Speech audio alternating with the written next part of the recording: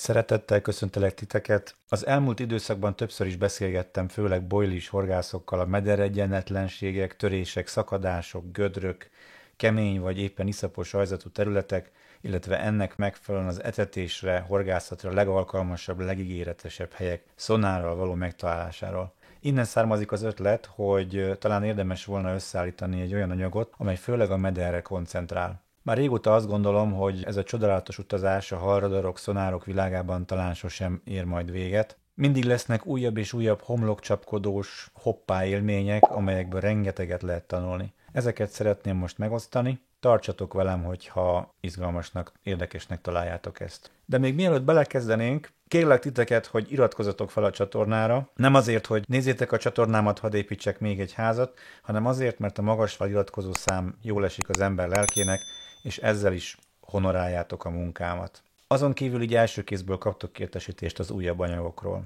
Ebben a sorozatban nem foglalkozunk a live rendszerekkel, úgy mint a LiveScope-pal, Panoptix-szal, Active Target-tel. Egyrészt, mert ezek nem mindenki számára elérhetőek, másrészt pedig az anyagnak éppen az a célja, hogy megmutassa, hogy akár a legegyszerűbb készülékkel is értékes információkhoz juthatunk a víz alatti világról. Legyen szó akár bojlizásról, féderezésről, fenekezős süllőhorgászatról, vagy akár pergetésről.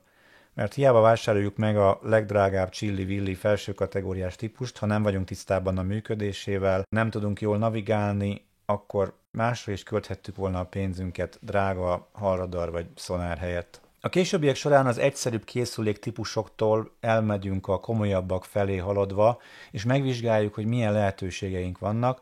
Próbálok majd tanácsot adni abban is, ha valaki szonárt szeretne vásárolni, hogy mire figyeljen, milyen szempontokat érdemes figyelembe venni. A végén néhány izgalmas felvételt is megpróbálunk majd elemezni. Tehát bízom benne, hogy számotokra is legalább annyira izgalmas lesz ez az áttekintés, mint amilyen számomra volt. Akkor kezdjünk is bele. És akkor az örök kérdés következik. Hallradar vagy szonár? Sokan használják mindkettőt, vajon melyik lehet a helyes? A radar volt előbb, és egy betűszó abból származik, hogy Radio Detection and Ranging. Magyarul úgy lehet lefordítani, hogy rádióérzékelés és távmérés. Mind a kettő, a radar is és a szonár is nagyjából azonos elven működik, ezért is talán nem olyan nagy hiba fölcserélni őket, vagy egymást fölcserélve használni őket, egyiket is, másikat is, mert azonos az elv. Ha valamilyen objektum kerül a látótérbe, akkor ugye azt észleli, mert arról visszaverődik a jel, tehát eleve történik egy észlelés, ugye rádióérzékelés, és távmérés is történik, hiszen a visszaverődés idejéből tudni fogja a készülék, ki tudja számolni a készülék, hogy milyen messze van ez az objektum. Akkor nézzük meg kicsit a különbségeket is.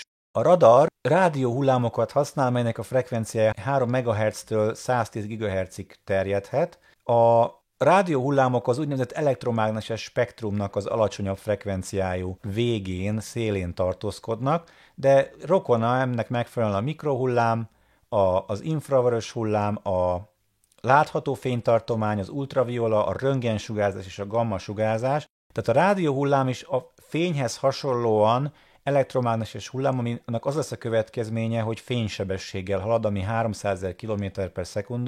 Ez egy bődületesen nagy szám, egy másodperc alatt, egyetlen másodperc alatt, ha a távot nézzük, kiegyenesítenénk a Földnek az egyenlítő mentén mérhető kerületét, akkor azt a hosszúságot, ami szintén egy óriási szám, ezt egy másodperc alatt körülbelül 7-szer futná körbe, mert az 40 000 kilométer. Különbség a hatótávolság is, jóval nagyobb hatótávolságú a radar. 300 000 km/s alatt fénysebességgel halad a jel, és ez azért is érdekes, mert ez az univerzumban a legnagyobb elérhető sebesség. A jelenlegi fizikai világképünk szerint. És most ezt szeretném itt érdekességként elmondani, ez a fizikai világkép, ez a fizikai gondolkodásmód, ami ma a szabad szemmel látható úgynevezett makroszkópos világunkat írja le, ezt csúnya szóval úgy hívják, hogy relativitás elmélet. És ha már a relativitás elmélet szóba került, akkor érdemes róla röviden annyit tudni, hogy ez a jelenlegi fizikai világképünk, nem kell alkalmaznunk például a hétköznapi fizikában, tehát a hétköznapi fizikára, ha ráhúzzuk a relativitás elméletet, pontosan ugyanazok a dolgok jönnek ki, tehát magában foglalja. Aki azt mondja, hogy az relativitás elmélet nem bizonyított meg, hogy Einstein tévedett, az olyan, mint azt állítaná, hogy nem bizonyított az sem, hogy a Föld gömbölyű. Miért került említésre? Azért, mert a GPS elengedhetetlen eszköze most már a legtöbb halradar készüléknek, és a GPS nem működne, hogyha nem a relativitás elmélet egyenleteivel számolnánk, például az autót nem az autópályára navigálná, hanem egészen máshova. Tehát a relativitás elméletnek köszönhetjük, hogy a GPS például létezik. Tehát ez egy jelenlegi fizikai világkép, nem csak egy távoli, misztikus elmélet, ami vagy igaz, vagy nem, és valami agyament tudósnak a fantáziája, hanem ez már a jelenlegi világkép. Tehát relativisztikus fizika van érvényben. Úgyhogy hálánk jeléül megemlékeztünk Einsteinről és a relativitás elméletről. A hatótávolsága jóval nagyobb, és nagyon fontos, hogy nincs szüksége közegre. Tehát a világűrben is működne, vákuumban is működne, nincs szükség közvetítő közegre. Ezzel szemben a szonár ugye úgy jött létre, hogy a második világháborúban a németek által okozott fenyegetettség miatt, a tengeralattjárók által jelentett fenyegetettség ellen akartak védekezni. Ennek megfelelően szerettek volna egy olyan úgynevezett víz alatti radart. Kisebb távolságokról beszélünk, tehát itt nincs szükség fénysebességre és nagyon nagy hatótávolságra, egy rövidebb hatótávolságú, alacsonyabb sebességű hullám is elég, ez pedig hanggal történő navigáció és felderítés, Sound Navigation and Ranging. Hát most, hogyha a ranging az távmérés volt, akkor itt ennél is ranging szerepel, tehát itt is akkor megfelelő lesz a kifejezés, tehát távmérést is mondhatnánk itt. Ugyanaz az elv, hogy távolságot állapítunk meg, és egyáltalán érzékeljük a tárgyakat. A különbség az, hogy itt hanghullámot használunk, ami szemben az elektromágneses hullámmal mechanikai hullám, tehát kell egy közeg, amelynek a részecskéi molekulái rezgésbe jönnek, és így tud tovább terjedni a mechanikai hullám. Itt ezt is érdemes megjegyeznünk, hogy a hangsebesség vízben az 1500 méter per szekundum nagyobb, mint a levegőben. Körülbelül ez ugye 4-5-ször nagyobb. A vízben kevésbé is csillapodik, mint a levegőben.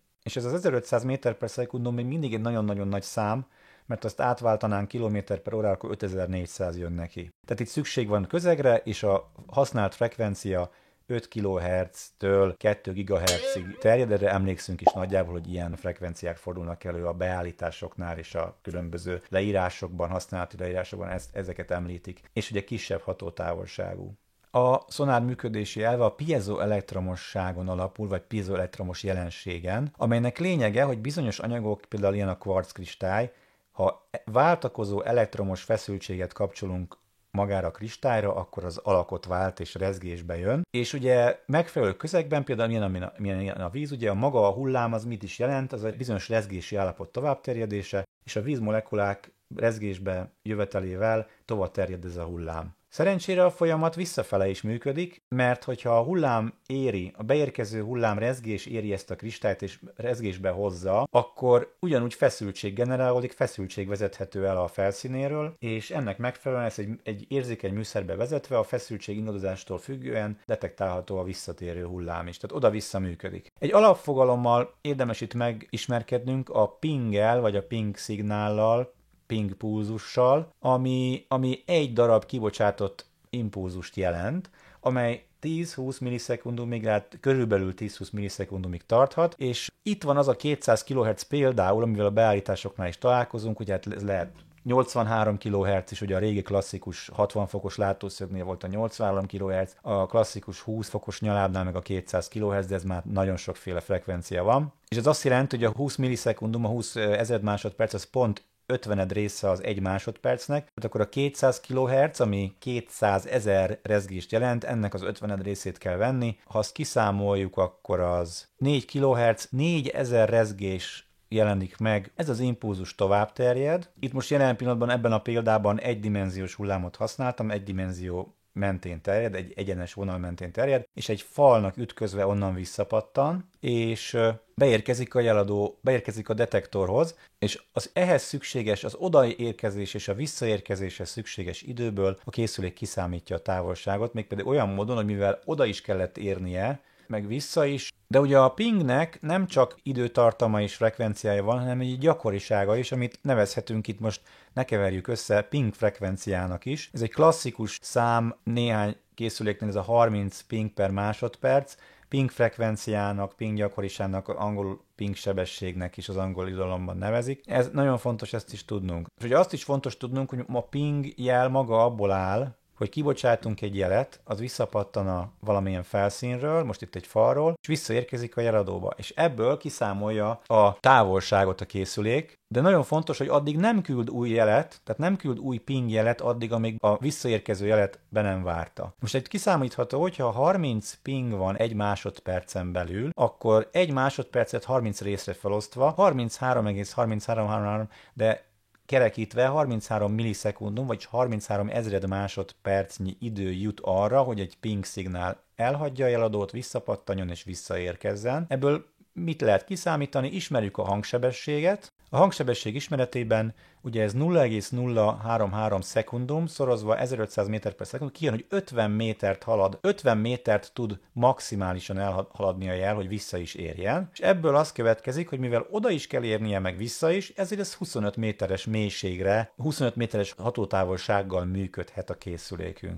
Ha és amennyiben mélyebb vízre evezünk, és a mélység most 150 méter, akkor ugye oda is kell érjen, vissza is kell érjen, ezért 300 méterrel kell számolnunk, és 300 métert a hangsebesség pontosan 1/5 másodperc, és 0,2 másodperc 200 millisekundum alatt teszi meg. És ahhoz, hogy ez az idő rendelkezésünkre álljon, hát a 200 millisekundum az 1 másodpercben pont 5-ször van meg, tehát hogyha 5 ping szignált küldünk le másodpercenként, akkor a kettő jel között eltelt idő pont 200 millisekundum lenne, tehát éppen, hogy beleférne a visszaérő jel, hát ez nagyon ki van számolva, tehát szerintem érdemes volna 4-re csökkenteni a ping frekvenciát, és akkor 1/4 másodperc áll rendelkezésre, 250 millisekundum, tehát még 50 ezred másodpercünk marad arra, hogy a jel visszaérkezzen. Egyébként ezzel a ping frekvenciával nekünk nem kell annyira foglalkoznunk, mert ezt a készülék magától beállítja már az újabb készülékeken.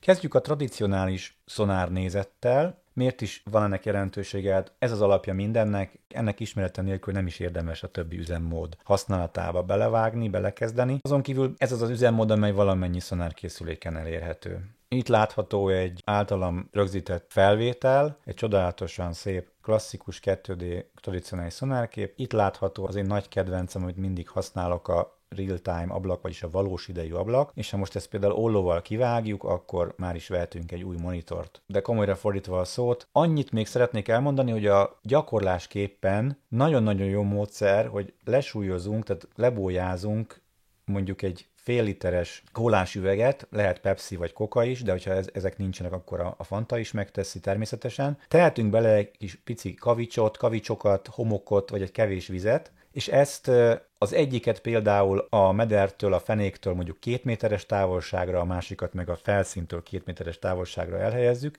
de akármilyen távolságot tetszőlegesen megválaszthatunk, és akkor ezzel tudunk játszani, gyakorolni. A bójának pedig mondjuk egy 2 literes PET palackot használunk, kupakkal lezárva, és rákötjük a madzagot. Nagyon jó lehetőség. Például megkereshetjük úgy a víz alatt lévő PET palackot, hogy nem nézzük a vizet, hanem csak a szonára hagyatkozunk. Nyilván ügyeljünk arra, hogy más ne legyen a közelbe, tehát ütközés meg baleset veszély ne álljon fenn, és gyakorolhatjuk, hogy néz ki, hogy képződnek sarlók, hogyan jelenik meg a kijelzőn, hogy közelítünk hozzá. Beláthatjuk, hogy az egyiket nehezebb lesz behozni, mint a másikat. Nagyon-nagyon jó gyakorlás, én rengeteget tanultam ezzel a működési elvről, a látószögekről és a saját készülékem kezeléséről. Kiváló lehetőség az, amikor tudjuk, hogy mi van a víz tükre alatt, és utána megnézzük, hogy ez hogyan néz ki a szonár kijelzőjén. Nagyon sokat tudunk tanulni ebből. Erre azért van főleg szükség, mert a fordítottja nehezebb. Tehát nehezebb a képernyő látott kép alapján összerakni, hogy mi is van a víz alatt. Éppen ezért érdemes gyakorolni azt, hogy az ismert meder alapján rekonstruálni próbáljuk a szonárképet. Ha figyelembe vesszük ugye az alapelvet, hogy a jeladótól mérhető távolság a fő vezérlő elv. Akkor vegyünk egy egyenletes mederszakaszt, csónakkal tartózkodunk a vízen, legyen 5 méteres a víz, a meder végig egyenletes, a mélység állandó, egy hal is megjelenik a csónakunk alatt, kapcsoljuk be a szonárt, a mélységskálát 0-tól 10 méterre állítottuk, és ugye a stop táblában most jelzem, hogy nem mozdulunk el, egy helyben állunk. Mi is fog történni? Amennyiben aktiváljuk a jelkibocsátást, és hogyha real-time ablakot itt is ollóval kivágjuk, akkor már nem csak új monitort, hanem egy új szonár kijelzőt is vásárolhatunk. De komolyra fordítva a szót, azért vágom ki, hogy csak erre koncentráljunk. Induljon el egy ping szignál a fenék felé, gyönyörűen lehet látni, hogy a halról fog először visszaverődni, majd mivel a hullám elég szélesen kiterjed, de tovább fog haladni egy jelentős része, és az majd a fenékről fog visszaverődni. Tehát előbb beérkezik a halról érkező jel, az ugye feketén látjuk egy bizonyos távolságban, és mivel a fenékről érkező jel később érkezik be, azt lejjebb jelenti meg a szonár. Nagyon fontos itt azért megemlíteni, hogy nem csak ez a két visszaverődési pont van, nem csak a halról verődik vissza, meg a közvetlen alattunk levő meder pontról, hanem a jel kúpalakban terjed, ezért egy bizonyos szögben is, innen is érkezik jel, ahogy most mutatom. Egy 40 fokos látószögnél és 5 méteres mélységben gyönyörűen kiszámítható, hogy ez 5,3 méter körüli távolságot jelent. Nem csak 5 méteres távolságot fog megjelenteni a szonár a real-time ablakban, hanem 5,3 méteres távolságot is. A kettő között bármit még, tehát gyakorlatilag egy vastagabb csíkot fogunk látni. Ez részben az ok, hogy a mederkontúr általában nem csak egy vékony vonal, hanem vastagabb csíkkal ábrázolódik. A halnak a jeladótól való távolsága ettől rövidebb, tehát akkor itt fog megjelenni. Tehát gyakorlatilag végeztünk egy mérést, és ilyen eredményeket kaptunk a alattunk lévő vízivilágról. De hamarosan el fog indulni a következő ping szignál. Ugye most lassítva mutatom, a halról visszaverődik szépen, ő akkor előnybe kerül, és gyakorlatilag előbb fog visszaérni, mint a fenékről érkező jel. A halról érkező jelet már ábrázoltuk is, és a fenékről érkező jel is beérkezik. De mivel semmi sem történt, a hal ugyanúgy változatlanul egy helyben állt, a csónakunk is, ezért a második mérési eredményünk pont ugyanolyan. Új szalagot választunk hozzá a következő mérési eredményhez is, hiszen ne használjuk már azt, amire már rá van írva.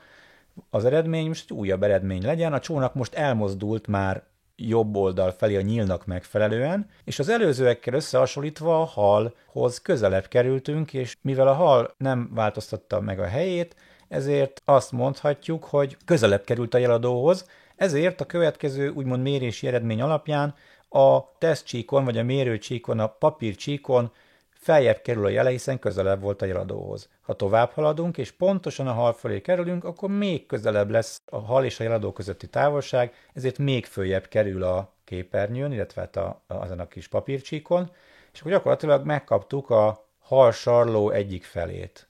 A jól ismert klasszikus halsarló egyik felét. Ha tovább haladunk, akkor ugye kezdünk eltávolodni már a haltól, és megkapjuk a halsarló leszálló ágát. Ha elhagyjuk a halat, de most akkor vegyük úgy, hogy a hal eltűnt a képernyő, ha tovább haladunk, és hirtelen feltűnik egy szikla, vagy egy bukkanó, vagy egy púpa a fenéken, akkor látjuk, hogy most éppen a mederkontúr pontjai lesznek azok, amelyek közelebb kerülnek a jeladóhoz, ezért itt már a mederkontúr vonala följebb helyezkedik el. Tovább haladva még följebb fog elhelyezkedni. És ha most összevagdossuk ezeket a testcsíkokat, levágjuk róla ezeket a szegélyeket, és összeragasztjuk egymás mellé, akkor egy gyönyörű ábrát kapunk, ami már úgy emlékeztet minket arra, hogy milyen is egy 2D klasszikus szonárnak a képe. Úgy is felfoghatjuk, hogy ez egy nagyon rossz felbontású, rossz minőségű 2D klasszikus szonárkép. Tehát ez is egy lehetséges módszer arra, hogy feldolgozható képet kapjunk, de hát a technika szerencsére ennél már modernebb. Ehhez a folyamathoz még talán az EKG nyomtatása hasonlít a legjobban, legalábbis, hogy még a kezdetek kezdetén készítették. Ez még gyorsan hadd mondjam el. Az EKG lényege az, hogy a szív működése során elektromos feszültségkülönbségek lépnek fel, amelyet a testfelszínről, különböző helyekről elektrodák segítségével egy érzékeny műszerbe vezethetünk, és ezeket a feszültségváltozásokat egy mozgatható tűvel, egy lengő karral jeleníthetünk meg, ami a feszültségváltozástól függően vagy fölfelé, vagy lefelé mozdul el. Erre a tűre pedig, erre a lengő karra pedig egy tintával ellátott tű van erősítve, és alatta pedig a papír folyamatosan halad, és ezért hullámokat rajzol, különböző mintákat rajzol a készülék, és mivel a papír sebessége állandó és ismert, 25 mm per szekundum, ezért azt is tudjuk, hogy milyen ilyen időintervallumokat jelentenek ezek a távolságok. Tehát, hogy a papír halad, kialakul egy jellegzetes alakzat, amely egy szívdobbanásnak, szívciklusnak felel meg, és mivel ismert a papír sebessége és 25 mm per másodperccel halad, és az éppen egy milliméter papír, ezért ebből kiszámítható, hogy itt a kedves versenyzőnek, akiről felvétel készült, éppen 75 a pulzusa. Abban az esetben, ha valami technikai okból a papír megáll, nem megy tovább, akkor ez a tű, ami az adott pillanatban a feszültséget mutatja, tele fog firkálni egy ilyen területet, és hát nem lesz számunkra ez értelmezhető. Az EKG papír sebességétől függően, ha lassul a papír sebessége, akkor összenyomódik egyre a jel, és ugye a lassulásnak a szélső esete, a szélsőséges esete, hogy teljesen megáll, tehát a nulla sebességig, ha eljutunk, akkor gyakorlatilag megkapjuk ezt, hogy egyetlen egy vonal mentén besűrűsödve firkálja tele a papírt, az adatok összesűrűsödnek, és nem tudjuk őket, tehát használhatatlanná válnak. De hogyha a sebességet, vagy a papír sebességét újra elkezdjük növelni, akkor szépen visszanyúlik a eredeti. Itt most a képernyő alsó felén jobbra láthatunk egy digitális módszerrel készült EKG-t, napjainkban inkább ezt használjuk. Itt pedig pöttyel egy fekete ponttal jelöltem azt a tintát tartalmazó írótűt, amely függőlegesen fel-alá mozog. Tehát az EKG egy jó példa erre, de azt gondolom nagyon jó hasonlat erre a poligráf, vagy más néven hazugságvizsgáló is, amely szintén egy tovahaladó papírra különböző írótűkkel azok rezgést végeznek az adott időpontban a vizsgált személy paraméteréről, és görbéket rajzol ki az idő függvényében. És akkor akik értenek hozzá, azok a különböző minták alapján meg tudják mondani, hogy igazat mond-e az illető, mert a szervezetében különböző változások lépnek fel, izgalom, meg szívfrekvencia, mindenféle. Most bárki joggal megkérdezhetné, hogy ez a sok sületlenség, EKG, meg hazugságvizsgáló, ez hogy kapcsolódik egyáltalán a mi dolgunkhoz, a horgászathoz. Hát például úgy, hogyha mondjuk nekem elmenne az álomsüllőm, egy 13 kilós süllő, lemaradna a szákolás előtt, akkor nagy valószínűséggel szívrohamot és agyvérzést kapnék, akkor elvinne a mentő, és akkor nagy valószínűséggel készülne rólam EKG.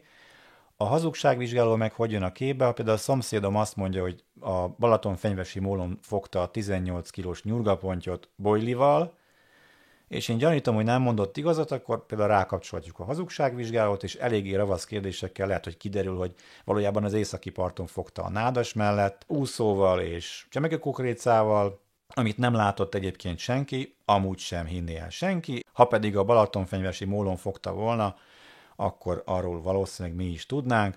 Amúgy is tudjuk a szomszédról, hogy ahogy ez lenni szokott, amit mond, abból érdemes mindig gyököt vonni. Tehát akkor itt gyakorlatilag az jön ki, hogy a fent említett példánál 4 kg 24 deka lenne. És Laci bácsi, kérlek, véletlenül se vedd ezt magadra, mert nem rólad van szó, hanem általában a Horgász Józsiról, a szomszédról. Bocsánat a kitérőért, de ezt fontosnak tartottam megemlíteni, a hangulatot kicsit feldobandó. De ismét komolyra fordítva, a képalkotás szempontjából igen jelentős a hasonlóság, azt gondolom. Még egy utolsó hasonlat, itt a piros mappa széle legyen a real-time ablak, a piros filc a real-time ablakban a vízmélységnek megfelelően elhelyezkedő jel. Mélyebb víznél lejjebb csúszik, kisebb vízmélységnél pedig feljebb. Alatta a papír pedig folyamatosan mozog, közben a filc is változtatja a helyzetét a mélységtől függően, tehát mindez a papír haladási irányára merőleges vonal mentén történik, és attól függően, hogy a filctolnak megfeleltethető jel éppen milyen távol van a jeladótól, milyen távolról érkezik a jel, annak megfelelően helyezkedik el a filctól. Ha a mederkontúron túlmenően más objektumok is megjelennek a vízoszlopban, akkor újabb filctollakat vehetünk a kezünkbe, és akkor azokkal a többi objektum mélységet jelölhetjük meg a real-time ablakban. Tehát a papír, vagy éppen a szonárnál a balra haladó kijelzőkép azt biztosítja, hogy a korábbi mérési eredmények még egy darabig azért láthatóak legyenek, így jobban tudjuk analizálni, és a szemünknek is kellemesebb, és ne tűnjenek azonnal el az adatok. És akkor valójában az történik, hogy ahogy visszatérve az előző példára, itt áll a csónakunk, kibocsátja a szonára jelet, visszatérkeznek az adatok, és ennek megfelelően, mivel semmi nem változik, a real-time ablaknak a jelét tovább viszi, és csíkot fog húzni a mederkontúr csíkját, és a halnak a megfelelő csíkot fogja tovább húzni. Ismétlődik a jel. Itt ugye digitális a feldolgozás, tehát itt nem arról van szó, hogy folyamatosan megy egy papír, hanem gyakorlatilag pixelnyi, mindig egy pixel oszlopnyival arrébb tolódik, de mivel ezek a pixelek nagyon kicsik, nem fogjuk azt érezni, hogy darabosan, akadozva megy a felvétel. Tehát itt láthatjuk, hogy szépen húzza, real-time ablakban megjelenített jel tovább húzódik jobbról balra. Itt alul jobbra láthatunk egy valódi, általam rögzített klasszikus szonárképet. Itt az látszik, hogy egy egyenletes plató, egy egyenletes meder felett haladtam el, majd egy szakadás következett, aztán utána ezt elhagyva ismét elkezdett csökkenni a mélység, és lehet látni, hogy már a real-time ablakban is nagyjából az eredeti mélységet visszanyertünk, tehát gyakorlatilag újra csökken a vízmélység. Nézzük meg egy kicsit másképpen is. Ugye azt mondtuk, hogy a jel kúp alakban terjed a fenék felé, ezért minden objektumról, ami a kúpon belülre kerül, arról vissza fog verődni a jel, így azt a szonár érzékelni fogja, és most nem fogunk mozogni, sem erre álló helyzetben vagyunk. Viszont lehetnek azért itt érdekességek is, a példa kedvéért lapuljon egy hal a fenék közelében, a sugárnyaláb fenékre eső vetületének a szélén, a kúp pereméhez közel. Természetesen ennek megvan a jeladótól mérhető távolsága, itt a kúpnak a felső csúcsából mérjük ezt. A távolságnak megfelelően megjelenik egy jel a real-time ablakban. Most sárgával jeleztem. A probléma azonban ott van, hogy nem a hal van legközelebb a jeladóhoz, hanem éppen a mederfenék pontosan alattunk levő pontja, ezért a real-time ablakban a neki megfelelő pont a hal fölé kerül. Például most egy barnával jelzett jel formájában. A meder van legalul, és a hal nyilván nem lehet a meder alatt, tehát hogyha 5 méteres a víz, akkor a hal legrosszabb esetben 5 méter mélyen van, tehát kicsit fölötte kell, hogy legyen, és mégis az van, hogy a halat ábrázolja alul, tehát azért ez egy furcsa jelenség. Tehát az a pont, amely mélyebben van, mint a hal, hiszen a fenékről beszélünk, a real-time ablakban mégis feljebb kerül. Na ez a kemény, nem a kártszéle. Igen, mert a szonár számára a jeladótól való távolság a lényeges, és nem a valódi mélység. De aztán persze a mederfenéknek olyan pontjai is bekerülnek a kúp alakú nyalába, amelyek messzebb vannak a jeladótól, mint a hal, így azok csíkjai is megjelennek a kijelző real-time ablakában. Tehát érkezik a legrövidebb távolságtól nagyobb távolságra is jelek, egészen mindenféle lehetséges távolság, és szépen ennek megfelelően be fog színezni egy bizonyos tartományt a real-time ablakon belül, mert több helyről verődnek vissza jelek. Ennél távolabb, annál is távolabb, még távolabbi, tehát mindenféle előfordul, és lesz ugye szélső esetben a leginkább a széléről érkező jelek. Ki lehet számolni, hogy egy 5 méteres víznél 40 fokos látószögnél ez itt ez a távolság, ami még a kúpon belül van, ez 5,3 méter lesz. Most bocsánatot kérek, de nem arányos az ábra, hiszen itt most 30 centit ábrázolok egy 10-es mélységskálán, de az elvet értsük meg, ezre koncentráljunk erre, hogy a meder kontúr úgy ábrázolódik, hogy 5 méternél és 5,3 méternél, és akkor még nem beszéltünk arról, hogy a jel belefúródik az iszapba, belefúródik a mederbe is egy picit. Lesznek a meder kontúr alatt érdekes mintázatok, de erről majd később lesz még bőven szó a későbbiek során. Tehát a mederfenékről származó jelek elfedik a halnak megfelelő jelet, más szóval nem fogjuk látni, mert a meder ennek megfelelően vastag csíkként jelenik meg, és a hal elvész ebben a tartományban, nem fogjuk látni. És azért sem, mert gyakorlatilag nagyon-nagyon sok olyan jel van még, ami pont olyan messziről érkezik, mint amennyire a hal messze van a jeladótól, és egyszerűen sok lúd disznódgyőz alapon ezek a jelek, még ha egyenként gyengébb jelek is lennének, mondjuk egy süllő, ugye erősebb jelet ad, mint egy iszapos területről, egy pontról visszaveredő jel, tehát mivel rengeteg ilyen terület lesz egy ilyen körív mentén, ezért el fogja fedni a halnak megfelelő jelet a real-time ablakban. Akkor látnánk ezt a halat, ha valami csoda folytán elemelkedne a fenéktől. De mennyire emelkedjen ez a hal, most attól függ, hogy hol van. Elől a kis sematikus ábrára levezethető, hogy akkor fog látszani a hal, hogyha a jeladótól mérhető távolsága kisebb, mint 5 méter. És minél kijebb megyünk, ez az 5 méteres távolság annál feljebb helyezkedik el. Tehát itt kell a halnak jobban elemelkedni a fenéktől, ha itt helyezkedik el, akkor már látja a szonár. És ott az a lényeg, hogy nem fogjuk látni ezt a kékkelről területet, mert a real-time ablaknak arra a pontjára, ahol az ebből a térrészből érkező jelek kivetülnének, oda bőségesen érkezik jel ugyanolyan távolságokból a mederkontúrról is. Ez árnyékba kerül ez a kékkel jelzett rész. Ha viszont elhaladunk a hal felett, és pont fölé érünk, akkor már meg fog jelenni a real-time ablakban tényleg, mint egy fenék közelében lapuló jel, és ha most itt megállunk, akkor gyakorlatilag húzni fogja a megfelelő csíkokat.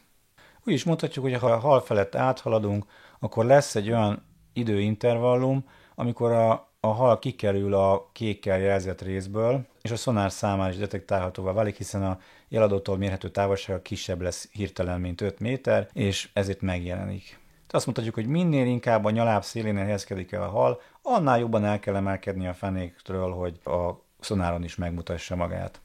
És ha itt most megállunk, akkor a halnak megfelelő, a real-time ablakban is most már megjelenő jel csíkot húzna maga után a kijelzőn.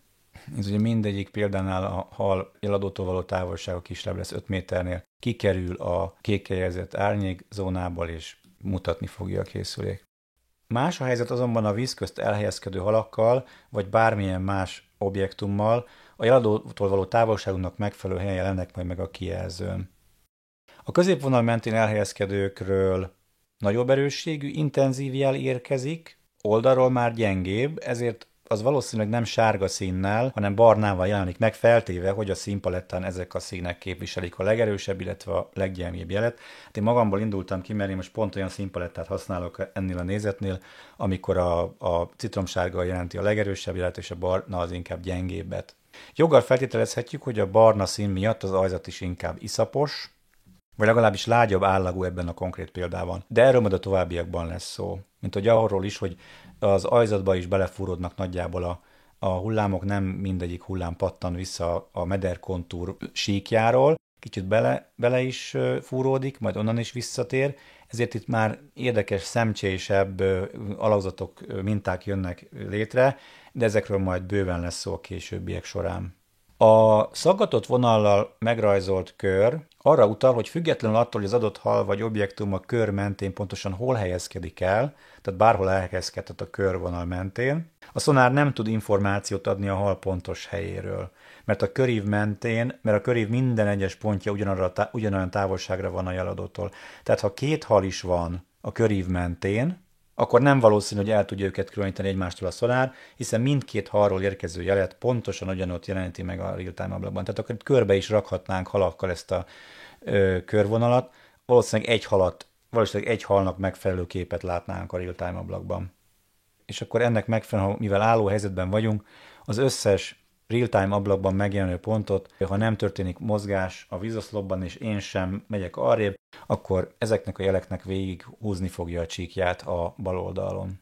Még egy érdekesség, de az előbb már utaltam rá, hogyha a fenéken lapuló hal éppen a jeladó alá kerül, és elkerül a széléről, vagy a kúpnak abba a részébe, amely kívül esik ezen a kékkel jelzett területen, akkor lehet látni, hogy a fenék közelében ott van a halnak megfelelő jel. Bo Hall, Svédország legnagyobb halradar szakértője, akit én végtelenül sokra tartok és tisztelek, azt mondta egyszer, hogy ez az egész olyan, mintha egy akváriumot felülről néznénk, de oldalról látnánk. Tehát, mintha szétválna egymástól a nézni és látni szavak értelme. Szerintem a hasonlat elég jó. Mégis a hasonlóságok mellett jelentős különbségek is vannak azért az akváriumhoz képest, vagyis a szonárképe pont olyan, mint egy akvárium, csak kicsit más. Egyébként most jön az a rész, hogy ti nevettek ezen a poénon. Na de komolyra fordítva maradjunk egyelőre az akváriumnál. Ha az egyik szemünket letakarjuk, akkor elvileg megszűnik a térlátásunk. Ennek megfelelően egy akváriumot, amely egy 3-dimenziós objektum, 2 dimenzióban látunk, mert nem tudjuk megmondani, hogy a halak milyen messze vannak az üveglaptól. Vagyis elveszítjük a mélységdimenziót, és most a mélységdimenziót azt horizontálisan, vízszintesen kell érteni. Nem úgy, hogy tehát nem vertikálisan, tehát a látásunk mélységére, a látómezőnk mélységére értem. Minden rávetül egy 2-dimenziós síkra.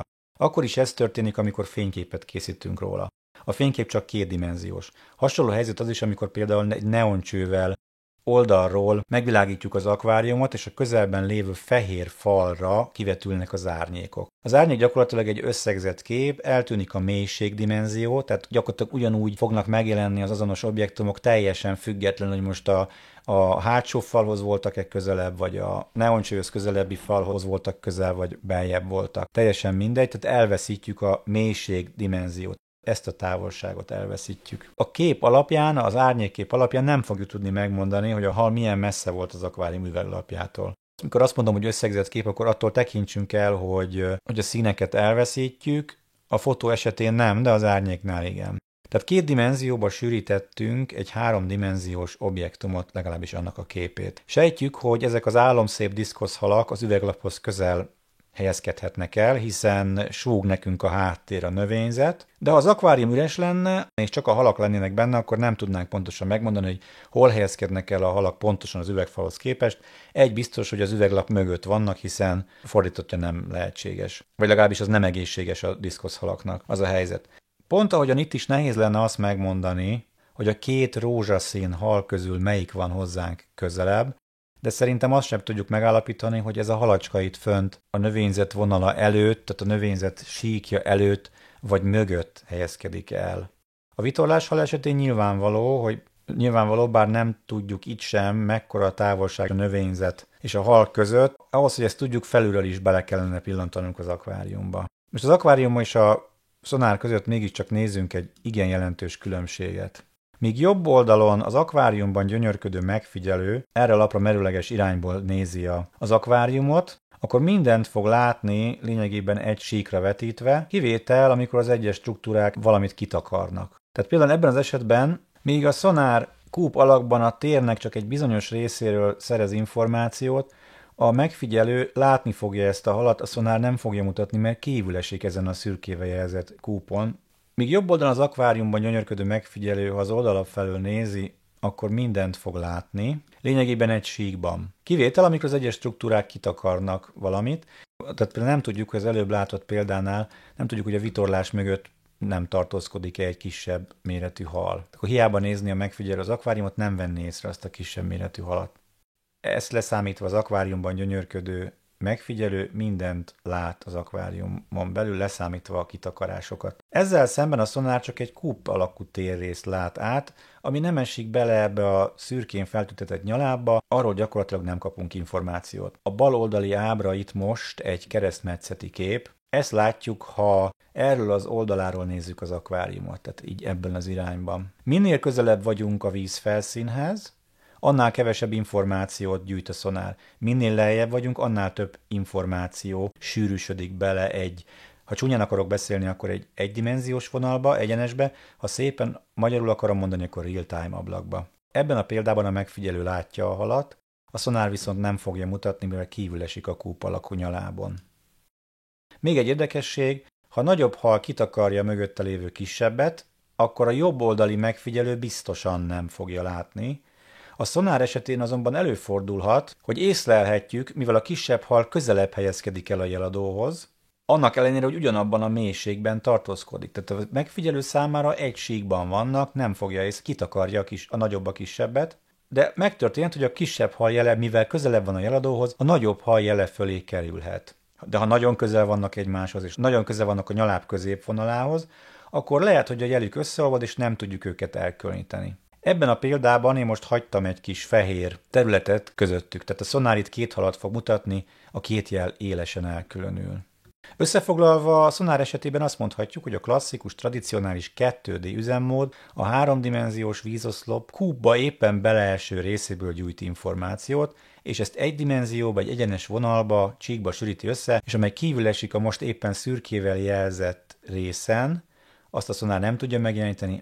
Azok az objektumok, amelyek beleesnek ebbe a most éppen szürkével jelzett térrészbe, azt a szonár érzékelni fogja, meg tudja jeleníteni, a kék térrészbe eső objektumokat már nem. És hát megtanultuk azt is, hogy egy állóhelyzetben lévő szonárral által regisztrált jelek csíkot fognak húzni a kijelzőn, míg azért a megfigyelő inkább reálisabban látja a helyzetet, a valóságot látja, de ezen könnyen segíthetünk, hogyha például egy kisméretű képzetbeli halradarral végigpásztázzuk ezt a részt, egyenes vonalú, egyenletes mozgásban végigmegyünk a halak fölött, akkor gyakorlatilag itt halsarlók fognak megjelenni, az elhelyezkedésüknek megfelelően körülbelül, hogy itt van kettő, látjuk, hogy itt van kettő, akkor itt távolabb van kettő másik, és akkor itt van még a maradék 3. Tehát azért itt sarlók jelennek meg, nem annyira a halak, de erre meg azt mondom, hogy valaki annyira hiányolja az akváriumot, akkor használja az én idézőjelbe tett nagy kedvencemet, a hal szimbólumokat. Én általában vadul a kikapcsol gombon szoktam tapicskolni, hogy mi véletlenül se legyen ilyen nekem, de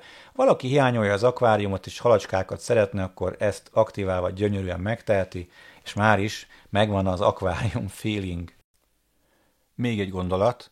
Ugye azt mondtuk, hogy a szonár real-time ablaka, vagy más néven valósidői ablaka úgy működik, hogy minden objektumról, ami a kúp alakú nyalában belülre kerül, visszaverődnek a kibocsátott hangjelek, és ezeket sűríti be egy vonalba, mégpedig úgy, hogy a jeladótól való távolság függvényében a megfelelő magasságban ábrázolódnak. Arányosan meg tudja jeleníteni a jeladótól való távolságoknak megfelelően. De hogy lehetne ezt nagyon egyszerűen és látványosan szemléltetni? Most az egyszerűség kedvéért legyenek ezek az objektumok színes üveggolyók. És akkor itt nyer értelmet a nagy költő híres sora, a távolságot, mint üveggolyót megkapod. Csak sajnos az annó kimaradt, hogy ez a távolság, ez éppen a jeladótól mért távolság, viszont akkor még nem volt se jeladó, se szonár, de most már van, így halakat terelő juhász, illetve horgász leszel. Sose tudtam igazából, hogy hogyan értelmezzem ezeket a sorokat, de Érdemes volt várni, mert most értelmet nyertek. Na, jó. Tehát ezeket a golyókat, üveggolyókat most képzeletben kössük össze erős, hajlíthatatlan, hajszálvékony és törhetetlen drótok segítségével a kúp csúcsával, vagyis a jeladónak megfelelő hellyel, mint egyfajta felfüggesztési ponttal. Tételezzük fel azt is, hogy nem zavarják meg ezek a vékony szálak a szonár működését, így semmilyen formában nem jelennek majd meg a képalkotás során, tehát nem látjuk őket, csak éppen hogy, vagy csak sejtjük őket. Így olyanok lesznek, mintha valami tekegolyók lennének, vagy ingák, és hogyha elengedjük őket, akkor mint az inga, elindulnak középre. És persze lehetséges, hogy egy kicsit majd meginognak, meg átlendülnek a holdponton, de egy idő után szépen be fognak állni középre. Bocsánat, nem pont ugyanezt csinálja a szonár is? Nem pontosan ugyanígy jeleníti meg az objektumokat a real-time ablakon belül? Hát dehogy nem. A jelek egy sorban ábrázolódnak ott is. Olyan, mintha most ezt a gyöngysort, vagy nem tudok szebb hasonlatot rá mondani, oda tennénk a kijelző szélére, vagy beletennénk ebbe a kis körbehatárolt területre, belógatnánk, azzal a különbséggel, hogy a valóságban ott golyók voltak, és a kijelzőn ezt most csíkokkal ábrázoljuk, de persze olyan készülék is van, olyat is lehet látni, ahol a valós idejű ablakban nem csíkok, hanem kis apró rombuszok jelennek meg, azok reprezentálják az adott távolságból érkező jelet. De mindegy is, hogy milyen formában jelenik meg, a lényeg itt az, hogy a real-time ablakban már nincs meg az az információ, hogy ezek a golyók pontosan hol is voltak a kúpon belül. Hiszen hajlítgathatjuk őket úgy, hogy körbejárják ezt a körívet, hogy azonos mélységben tartózkodnak, de itt bárhol lehetnek, hajlítgathatjuk őket így is, ebben az irányban is, kifelé, akkor is ugyanazon a helyen fogja őket megjeleníteni a szonár, ugyanabban a mélységben fognak ábrázolódni. Éppen ezt biztosítottuk ezekkel a merev, törhetetlen rudakkal, drótszálakkal, azt biztosítják, hogy a jeladótól való távolság azonos maradjon. Viszont, hogyha elengedjük őket, átadjuk őket a gravitációnak, akkor akárhol is voltak, a végén a középvonal mentén fognak megállni. Ezzel csak azt akarom mondani, hogy tehát úgy is fogalmazhatnánk, hogy egy bizonyos real-time ablakban megjelenő mintázathoz gyakorlatilag végtelen számú kombináció, térbeli kombináció tartozhat. És azért hívtam mintázatnak kép helyett, mert a kép fogalom eleve 2 dimenziót feltételez, és itt a real-time ablak csak 1 dimenziós. Ebben a példában 5 méteres a vízmélység, és a kijelzőn a mélységskálát 5 méteresre állítottuk. A fenék itt jelenne meg éppen pont 5 méternél, a kijelző alsó széle felel meg neki. Ha visszatérünk az eredeti felálláshoz, és még egy fekete golyót is hozzáadunk, amely, ahogy ez az ábráról is leolvasható, éppen ugyanakkor a távolságra helyezkedik el a jeladótól, mint a szürke, akkor a szonárképen nem veszünk észre lényeges különbséget, gyakorlatilag semmit, hiszen a jeladótól való azonos távolság miatt látjuk, hogy mind a kettő ugyanazon a körív mentén helyezkedik el, tehát azonos a jeladótól való távolság, és emiatt a real-time ablakban pont ugyanoda vetül ki a neki megfeleltethető jel. A golyók is pont nagyjából ugyanazon a helyen kerülnek nyugalmi helyzetbe. Most feltételezhetjük, hogy ezek a golyók aprók, hiszen ha nagyok lennének, akkor nehezen férnek el egymás mellett, de hogyha kicsit apróbbnak képzeljük el őket, kisebbeknek képzeljük el őket, akkor sokkal kisebb térrészben helyezkednek el, tehát jó közelítéssel azt mondhatjuk, hogy ugyanott vannak. Úgy is felfoghatnánk képileg, hogy ha 2 golyó ugyanarra a helyre akar kerülni, akkor az egyik megeszi a másikat, és akkor csak az egyiknek jut hely, tehát jó, mindegy, igazából ez lényegtelen. És ott a real-time ablakban megjelenő színek pusztán csak azt segítik, hogy lássuk, melyik csík melyik golyónak felelt meg. A valóságban egyedül a jelerősség és a színpaletta határozza meg az ábrázolt jelek színét, az objektumok valós színéről a szonár nem tud információt adni. De most, ha nézzünk egy példát, itt most olyan színpalettát választottam, ahol a citromsárga a legerősebb, itt most éppen a kéknek fel, meg hát feltételezhetjük, hogy a középvonalból érkezik erősebb jel, mint az oldal, inkább, mint az oldalra levő pontokból. A barna és a fekete, azok pedig a leggyengébb, a fekete a leggyengébb jel. Hát látjuk, hogy a fekete éppen ennek a szürkének felel meg a szélén, vékonyabban is ábrázoltam, és ott a pirosnak is kicsit gyengébb jelet adtunk, mint például a zöldnek, mert a piros is eléggé a szélére került, és egy felénk van. Álló helyzetben, ha nem mozdulunk, és az objektumok sem mozdulnak el alattunk, akkor mindegyik real-time ablakban megjelenített jel vízszintes csíkot fog húzni a kijelzőn. Nézzünk egy különlegesebb esetet. A fehér golyó most helyezkedjen el a kúp szélénél, a fenék felett körülbelül 20 cm, az 0,2 méter távolságban.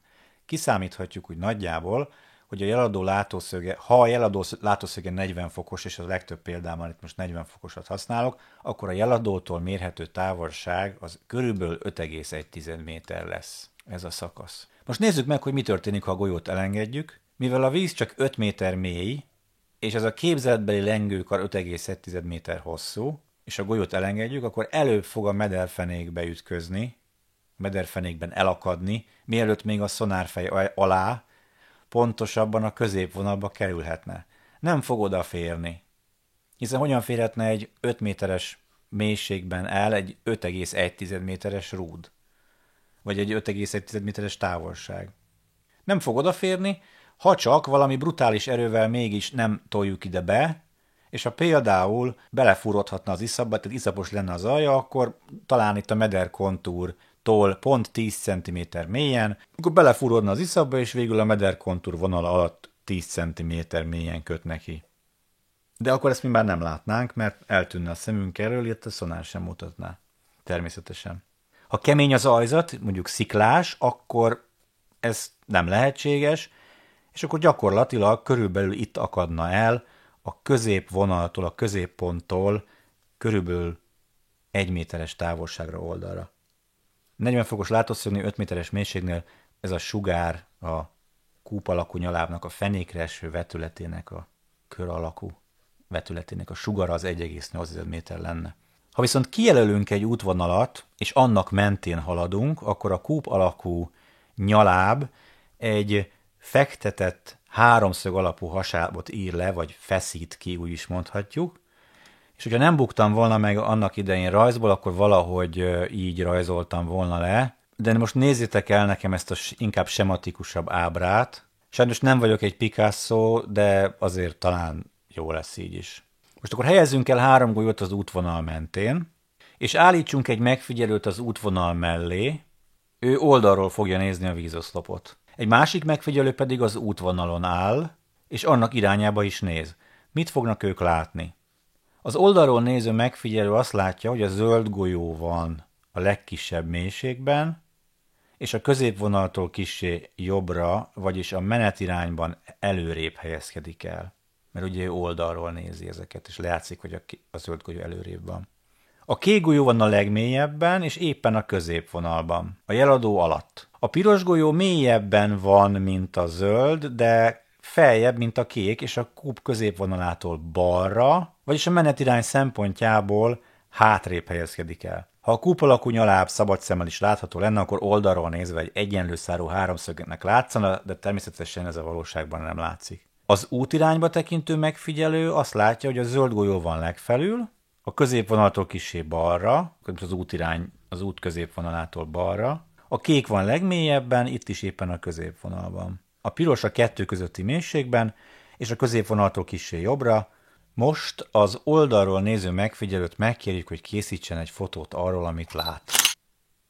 Ezt félreteszi, megőrzi nekünk. Most haladjon végig a jeladó, és persze közben nyilván rá van szerelve egy csónak is, vagy a csónakra van erősítve a jeladó, hát minden relatív. Nézőpont kérdése, egyenes vonalban egyenletes sebességgel teszi mindezt. Ekkor a jeladó egy vonalat ír le. Itt ennek a felső élnek a vonalát. Próbáljuk meg azt, hogy most a golyókat a felső élre, mint egyfajta rúthoz kötjük, és egy merev dróttal ugyanúgy, és ez merőleges a haladási irányra. Hogy jobban el tudjuk képzelni, az oldalról néző megfigyelő valami ilyesmit látna, mint valami hinta.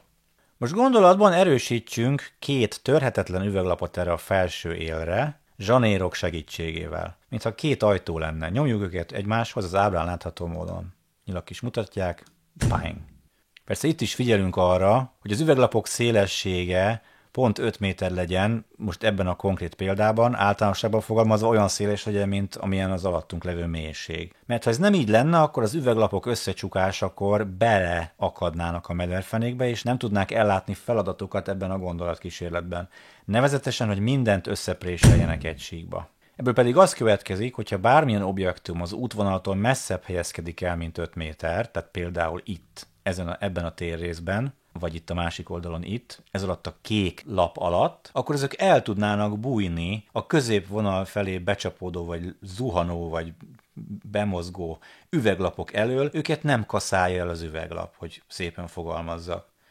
Persze akkor nem is kerülnek be középre, és akkor sejtjük is, hogy akkor mire akarok kiukadni, akkor szonár sem fog őket mutatni. Na, milyen jó, hogy a halakat most golyókra cseréltem, ugyanis a két összecsattanó üveglap között kilapuló golyók, most legyenek akkor üveg helyett másmilyen anyagból, puha anyagból, például gumiból. Tehát ezeknek a kilapulásának a látványa sokkal kevésbé megrázó, traumatizáló, mintha mindezt nem is folytattam tovább belegondolni, és rossz. De tulajdonképpen itt is használhatnánk az ingás példát. Magukra hagyva ezek a golyók egy idő után maguktól is betérnének a középvonalra, és ott megállnának, ott lennének nyugalmi állapotban, ezen a rúdon lógva.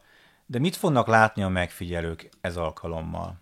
A menetirányba tekintő megfigyelő azt látja, hogy a piros és a zöld golyó bemegy középre, és egyben kicsit lefelé is mozdul. Tehát mélyebbre kerül, inkább úgy mondom. Az oldalt álló megfigyelő ezzel szemben csak annyit lát, hogy a piros és a zöld golyó egy kicsit lejjebb kell, lefelé mozdulnak. A kék speciális helyzetben van, mert rá nincs hatással ez a mutatvány, térbeli elhelyezkedése miatt. Most akkor ismét megkérjük az oldalt álló megfigyelőt, hogy készítsen egy újabb fotót. Mire volt ez jó már megint? Hát arra, hogy újra arra jutunk, hogy pontosan ezt csinálja a szonár is, ha egyenletesen, egyenes vonalban haladunk. Visszakapjuk a két elvesztett dimenzióból az egyiket, mégpedig pont a haladási iránynak megfelelőt. Tehát a szonár több információt ad számunkra akkor, ha állandó sebességgel egy egyenes mentén haladunk. Szóval haladunk, és hogyha haladunk, akkor mit fog mutatni a szonár? Ha elhaladtunk, mutatom is itt, hogy a sugárnyaláb elhaladt már, maga mögött hagyta a golyókat, akkor ezek sarlók formájában meg fognak jelenni a kijelzőn. Ez esetben akkor abból a pontból, ami korábban a jeladónak felelt meg egy bizonyos pont, amikor akkor egy felfüggesztési pont volt, abból most egy egyenes lett. A real-time ablak egydimenziós egyeneséből keletkezett egy kétdimenziós sík, vagyis kialakult egy ábra, egy kép, amely nagyon sok információval szolgál, még akkor is, ha ez egy kisebb-nagyobb mértékben torzult, pusztán közelítő kép. De abban a pillanatban, hogy itt megállunk, borul a történet, mert akkor a haladási irányra merőlegesen is összecsapódik két darab képzeletbeli üveglap. Ugyanaz az eredmény, mint az ingás mutatványnál, csak hamarabb beáll a végállapot az összepréselés miatt. És minden beszorul a real-time ablak egyenesébe, máshogy megfogalmazva egydimenziós terébe. Ha haladunk, akkor a második, az előzőre merőleges összepréselést megússzuk. És akkor lesz egy ilyen állapot. Megúsztuk a második összepréselést, akkor lesz egy ilyen állapot. De ha megállunk itt, akkor erre merőleges összenyomás is történik, és egy vonalba kerülnek a golyók. Most az, hogy a golyók ingasszerűen beállnak középre, illetve hogy az üveglappal préseljük őket össze a helyükre, az ugyanazt eredményezi. Meg azt is eredményezi, hogy ha én most itt megálltam, akkor a real-time ablakban megjelenő jeleket szépen húzni fogja a csík formájában a kijelző jobbról balra. Na de miért mondok én ilyeneket, hogy torzult a kép? Nézzük meg. Vegyük elő azt a két fotót, amelyet az oldalt álló megfigyelő készített. Próbáljuk ráilleszteni a képernyőre. A képeket lehet nagyítani, magasság és szélesség szerint is. Az lesz a tapasztalat, hogy a szonár kijelzőjére csak a második fotót fogjuk tudni ráilleszteni. Az elsőt nem, akárhogy is próbálkozunk a nagyítással, vagy éppen kicsinyítéssel, mert változtak az arányok. Hiszen például a kék golyó maradt a helyén, de a többi nem. Ők elmozdultak, a kép maradt a helyén. Miután a második fotót ráillesztjük a szonár által felvett képre, látjuk, hogy a sarlóknak pont a közepén és a legmagasabban lévő pontjára esnek a golyók. Vagyis ott a legpontosabb a szonár. És akkor adódik egy újabb hasonlat, hogy ez a sarlós megjelenítés ez pont olyan, mintha elmosódna egy kép, mintha homályos lenne, mintha amikor fotózásnál bemozdul a kamera. Ott is lehetne sejteni, hogy például a fotón szereplő személynek hol van az orra, a szeme, de a kép nem éles, szétkenődnek a pontok. Emiatt mondhatjuk azt, hogy még véletlenül se higgye azt senki, hogyha áthalad egy hal felett, és ott megjelenik egy halsarló ennek megfelelően, akkor az majd a hal teste lesz. Hogy ez mondjuk a feje, vagy ez a feje, ez a farka, ez meg az alakja, és akkor talán még az uszonyokat is oda rárajzolhatjuk. Meg megállapítjuk, hogy most felfelé áll a farka, megállapítjuk, hogy Megállapítjuk, hogy felfele néz a feje, vagy lefele néz a feje, vagy a farka áll felfele. Bocsánat, mutat felfele. Nem, egy ilyen sarló nem más, mint ugyanannak a kis körülhatárolt területnek egy ív alakban elmosódott képe. Tehát, hogyha ez a sarló egy golyó képe, akkor végig ez a golyó van elkenve. Ha viszont egy halat jelenít meg a sarló, akkor így lehet elképzelni valahogy. Nem egy halat jelent maga a sarló, hanem a sarló, mint egy szétkent pont, gyakorlatilag, mint hogyha a halat osztanánk el, egy homályos kép alakulna ki a halról. És sejtjük, hogy nagyjából a valóságban valahol itt lehetett középen. Tehát a teljes hal benne van a csík minden pontjában, és ez a halsarló csak azért keletkezik, azért néz így ki, mert egy elmosódott képet kapunk.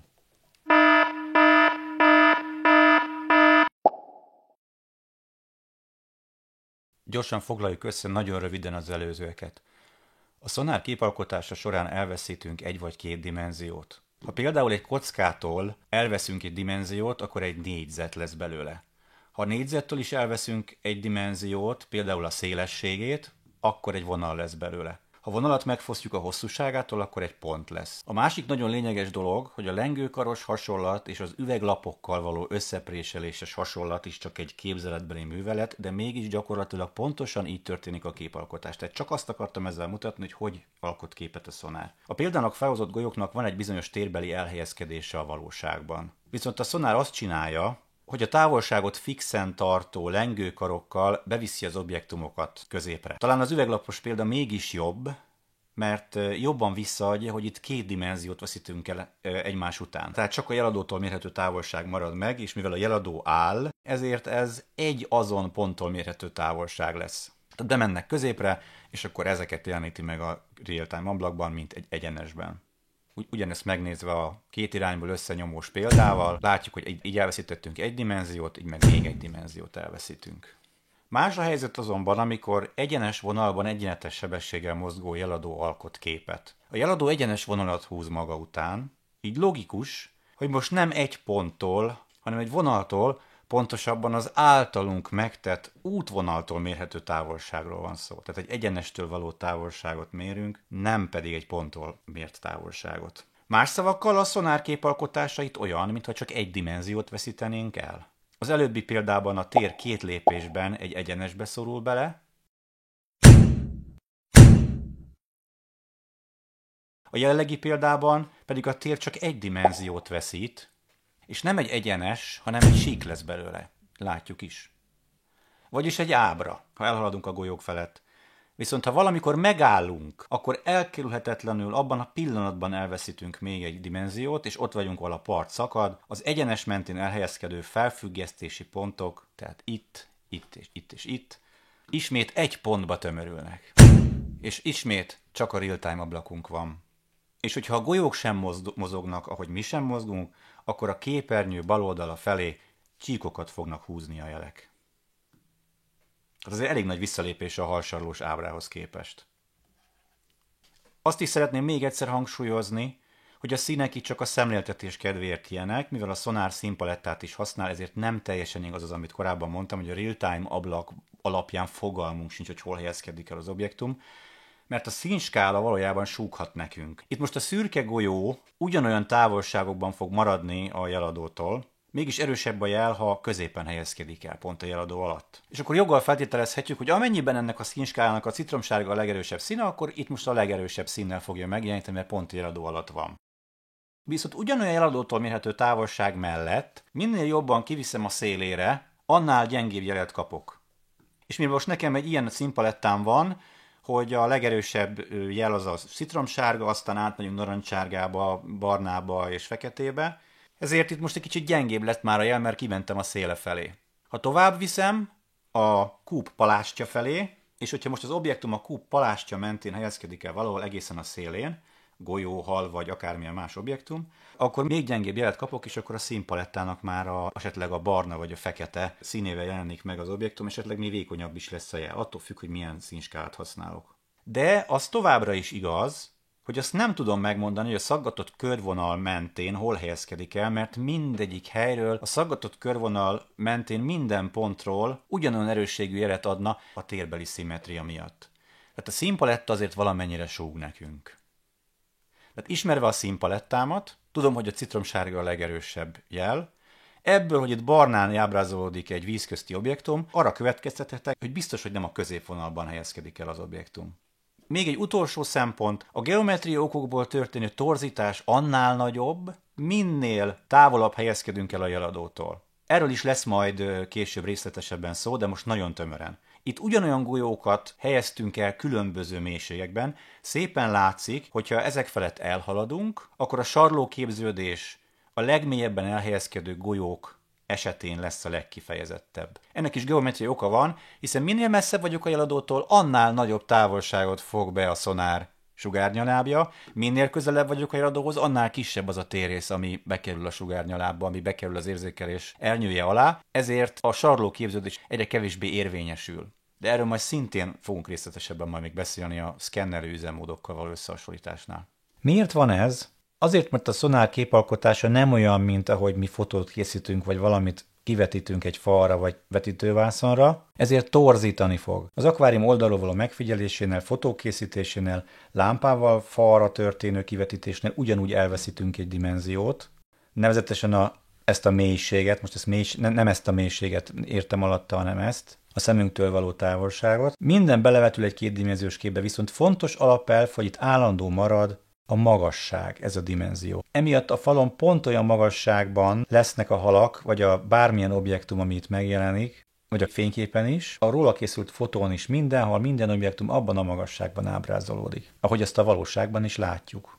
Az arányok nem változnak, kicsinyíthetjük, nagyíthatjuk is a képet akár, de az arányok megmaradnak, és abból egyértelműen következhetünk a elhelyezkedésére, a magasságára.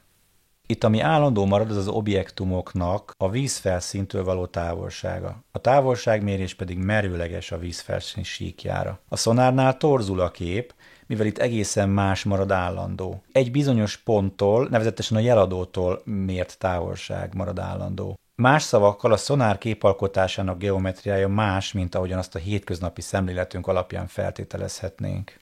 Tehát itt ezt a szakaszt tartja állandónak. Valami eszembe jut erről, mégsem merem mondani, hogy mi. Egy másik a megszokottól eltérő geometria, események, a kijelzőkép vízszintes, balra való elmozdulása, mint egyfajta időtengely. A nem mozgó objektumok vízszintes vonalakat, csíkokat húznak, a mozgó görbéket rajzolnak? Hát atyavilág, ez mire emlékeztet? Hol van ilyen? Akinek van tippje, írja meg a komment szekcióban. A legelső megfejtő vendégem egy kávéra, sörre, kólára vagy akár bodzaszörpre, és kap tőlem ajándékba egy fogós műcsalit. Hamarosan innen folytatjuk. Köszönöm, hogy velem tartottatok, köszönöm a figyelmet, ne felejtsetek el feliratkozni, addig is görbüljön kedves sportársak és sportásnők.